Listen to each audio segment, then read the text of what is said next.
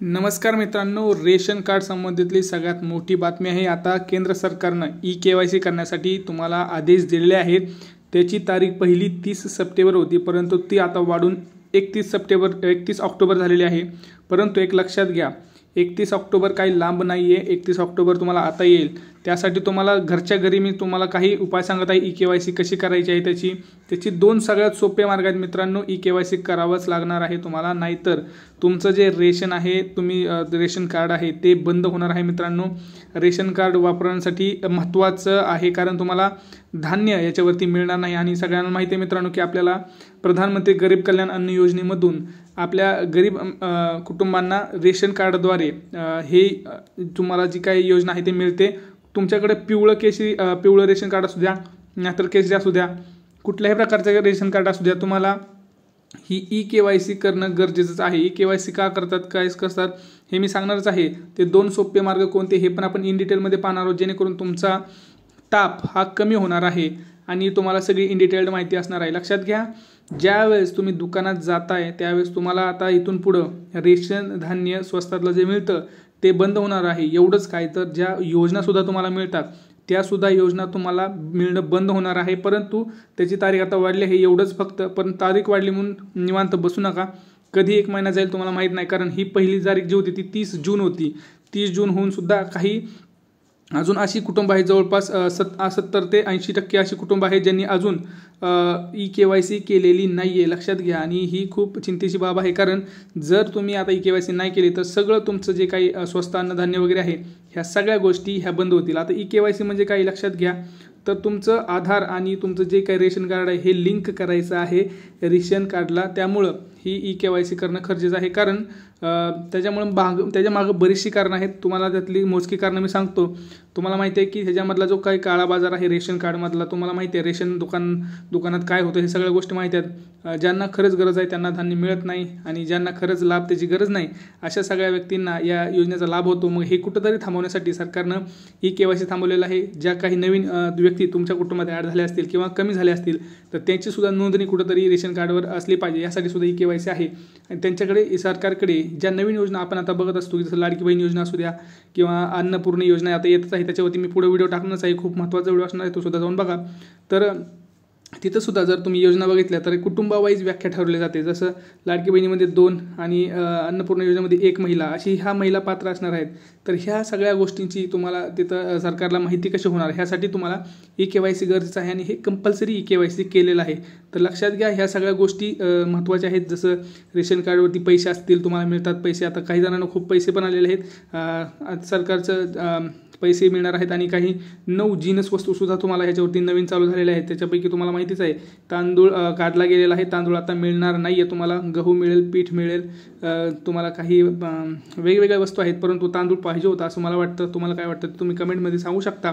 बाकी तुम्हाला मी आता सगळ्यात सोपी 2 याच्या मार्ग सांगणार आहेत की नेमकी ई-केवायसी कशी करायची आहे, जाणून घ्यायचे तुम्हाला। बघा, आता ई-केवायसी कशी करायची याचे 2 सोपे मार्ग सांगतो तुम्हाला।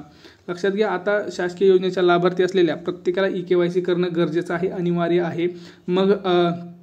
मग काय, तुम्हाला आधार असो, बँकेचं काम असो किंवा शासकीय योजनेचा लाभ घ्यायचा असो, प्रत्येक ठिकाणी ई-केवायसी बंधनकारक करण्यात आलेली आहे। अशातच अनेक नागरिकांकडे असणाऱ्या रेशन कार्ड बाबतीत देखील ई-केवायसी बंधनकारक करण्यात आलेले आहे। रेशन कार्ड संबंधीची ई-केवायसी कशी करायची जे 2 सोपे मार्ग मी तुम्हाला स्टेप बाय स्टेप दाखवणार आहे। इझी स्टेप्स आहेत, कुणीही करू शकतं। सोप्या स्टेप्सने तुम्ही या फॉलो करून तुमचं ई-केवायसी करू शकता। लक्षात घ्या, तुम्हाला आपल्याला एक लक्षात ठेवायचं आहे, पुढे जे मी सांगणार आहे त्या नीट तुम्हाला फॉलो करायचे आहेत। प्रत्येक शिधापत्रिका धारकाला ई-केवायसी करणं बंधनकारक आहे।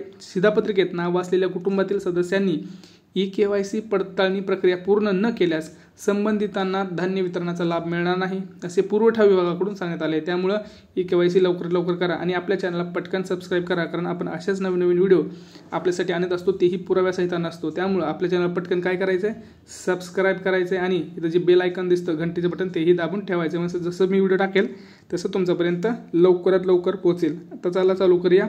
मेन स्टेप्स काय आहेत लक्षात घ्या। पहिली स्टेप जी आहे ती रेशन दुकानात जाऊन, दुसरी स्टेप खूप महत्त्वाची आहे, तुम्हाला तिथं दुकानात सुद्धा जायची गरज नाही आहे। पहिली स्टेप दुकानात जाऊन, आता खूप जणांचा प्रॉब्लेम असा आहे, मी वारंवार तुम्हाला सांगत आहे की रेशन दुकानात तुम्हाला जावं लागेल पहिल्या स्टेपसाठी, परंतु वारंवार मला अशा कमेंट्स येतात की आमचं रेशन दुकान बंद असतं किंवा चालू असतं किंवा नाही म्हणतं। हे लक्षात घ्या, तुम्हाला तुमचं काम करायचं आहे, कारण सरकार त्यांचं काम करत आहे 31 ऑक्टोबर. आता हे सरकारनं सुद्धा स्वतः रेशन कार्ड धारकांना सुद्धा सांगायला पाहिजे की तुम्ही ह्यांचं करून घ्या. कारण काय होतंय, रेशन दुकानात तुम्ही गेला तर रेशन दुकानात म्हणतो नाही असं काही नाही, असं आहे मित्रांनो. लक्षात घ्या, 31 ऑक्टोबर ही लास्ट तारीख आहे. तुम्हाला KYC करून घ्यावंच लागणार आहे. लक्षात घ्या, पहिला तुम्हाला रेशन दुकानात जायचंय, रेशन दुकानदाराशी थोडंसं तुम्हाला तिथं कम्युनिकेशन करावं लागेल, त्यांच्याशी संवाद साधायला लागेल. त्यानंतर त्यांना म्हणा की बाबा तुमचा टायमिंग काय तो आम्हाला सांगा. कारण खूप जणांचा असा प्रश्न आला की रेशन दुकानचा टायमिंगच नसतो. त्यांना तुम्ही सांगा की तुमचा वेळ काय आहे तो आम्हाला सांगा, आम्ही त्या वेळेमध्ये येऊन आमचं KYC करून घेऊ. पहिलं लक्षात घ्या, रेशन कार्ड धारकांना रेशन दुकानात धान्य मिळतं, याच धान्यात तुम्हाला KYC सुद्धा करायचे आहे. या रेशन दुकानाकडे 4G EPOS मशीन असते, या मशीनद्वारे तुमचं KYC केलं जातं. यासाठी तुम्हाला आधार कार्ड घेऊन जाणं गरजेचं आहे, एक रेशन कार्डची झेरॉक्स घेऊन जाणं गरजेचं आहे आणि या मशीनमध्ये आधार क्रमांक टाकावा लागतो तुमचा तो, आणि त्यानंतर त्या संबंधित व्यक्तीचं बोटांचे ठसे किंवा त्याचे डोळे स्कॅन करून ते KYC प्रक्रिया पूर्ण केली जाते. ही सगळी KYC प्रक्रिया रेशन दुकानात मोफत मिळते. लक्षात घ्यायचं, तुम्हाला कुठलाही 1 रुपया द्यायची गरज नाही आहे तुम्हाला. जर तुम्हाला कोणी असं पैसे मागत असेल तुम्ही कमेंट सेक्शनमध्ये नक्की सांगू शकता तुमचं गाव आणि तुमचं रेशन दुकानाचं नाव. असं कोणीही करू शकत नाही. कुठलीही प्रोसेस KYCसाठी कुठल्याही प्रकारचा पैसा 1 रुपया सुद्धा कोणी मागत नाही आहे. लक्षात घ्यायचं आहे. त्यामुळं ह्याच्यामध्ये कुठलंही भ्रष्टाचार खपवून घेतला जाणार नाही असं सरकारचं मत आहे. सरकारने स्वतः असे आदेश सुद्धा दिलेले आहेत. रेशन दुकानात तुम्हाला जायचं आहे आणि तुमची KYC करून घ्यायची आहे मित्रांनो. आता तुम्ही म्हणाल की दादा पुढचे मार्ग काय, तर पुढचा मार्ग तुम्हाला मी सांगतो. मेरा राशन ॲपच्या मदतीने तुम्हाला काय करायचं लक्षात घ्या. दुसरा मार्ग आहे हा. ह्यात सगळ्यात अगोदर तुम्हाला प्ले स्टोरवर जायचं आहे. तिथं मेरा रेशन 2.0 नावाचं ॲप्लिकेशन आहे मित्रांनो, तिथं डाउनलोड करा. त्यानंतर तुम्हाला काय करायचं आहे, आधार नंबर बेनिफिशियरी युजर असं नावाचा एक ऑप्शन येतो तिथं बघा. तुम्ही चालू केल्यावर इन्स्टॉल केलेला ॲप ओपन केल्यानंतर तुम्हाला बेनिफिशियरी युजर नावाचा तिथं ऑप्शन येतो, त्याच्यावरती क्लिक करून आधार नंबर टाकायचा आहे. आधार नंबर टाकल्यानंतर तुमचा जो काही कुटुंब प्रमुख आहे त्यांचा आधार क्रमांक टाकायचा आहे आणि त्यांचाच मोबाईल नंबरवरती तिथं OTP येईल तुमच्या इथं.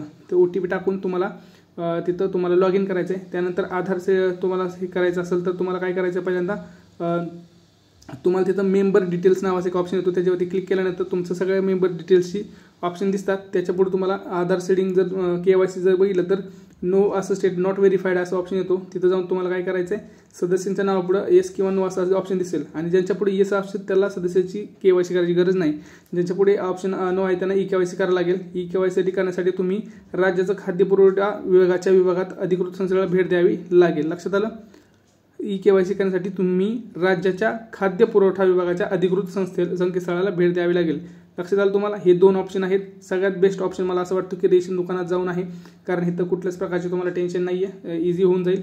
आणि तुमचे काही प्रश्न असतील आता रेशन दारासंबंधित किंवा तुम्हाला रेशन कार्डचं काही तुम्हाला तक्रार असतील की असं आहे तसं आहे तर काय करायचं आहे, तर ते तुम्ही तुमच्या कमेंट सेक्शनमध्ये व्यवस्थित मांडू शकता, जेणेकरून सगळ्यालाच असा प्रश्न विचारा की जेणेकरून बहुतांश लोकांचे प्रश्न हे इथून सुटून जातील. आणि कारण असे जर चांगले क्वेश्चन्स आले तर मलाही त्याच्यावरती उत्तर देऊन खूप जणांचे शंकेचं निवारणसुद्धा करता येईल आणि त्याच्यामध्येच मलाही आनंद वाटतो. आता तुम्हाला काय प्रश्न असतील तर तुम्ही विचारू शकता.